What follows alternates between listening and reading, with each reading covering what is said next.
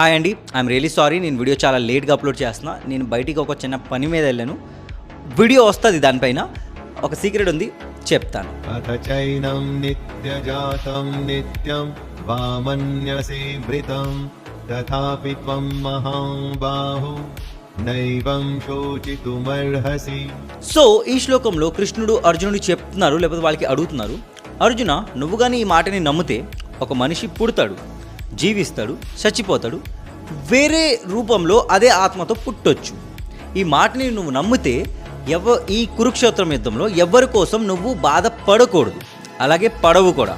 ఎందుకంటే మనిషి జీవితమే ఇంత, వాడికి ఒక ఎక్స్పైరీ డేట్ ఉంటుంది, దాని వాడు చచ్చిపోతాడు. బట్ వాడి ఆత్మయే నిజం.